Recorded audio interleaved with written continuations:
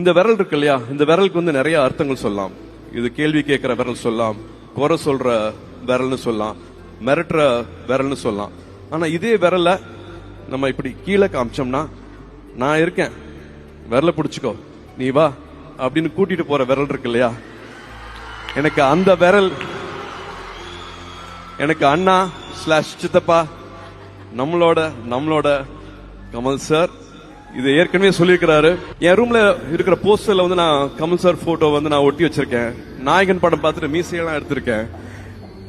அந்த போஸ்டரை ஒட்டிட்டு எங்களுக்கு நடுவுல இப்படி ஒரு உறவு கிடைக்கும், இப்படி ஒரு பயணம் கிடைக்கும் அப்படின்னு நான் நினைச்சு பார்த்ததே கிடையாது. ரசிகர் மன்றங்களா இருந்ததை வந்து நற்பணி மன்றமா மாத்துறது வந்து அவரு தான்.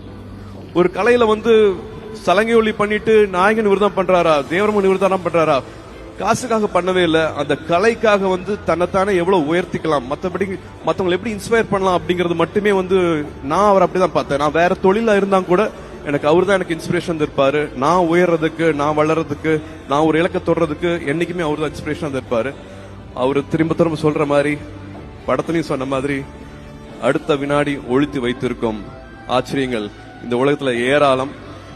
Miracles happen. நினைக்கிற கனவு நிச்சயமாக நிறைவேறும். அண்ணாவை அகரம் சார்பாக மேடைக்கு அழைத்து உங்களுக்கு ஆசீர்வாதம் சொல்லணும்னு ஆசைப்படுறேன்.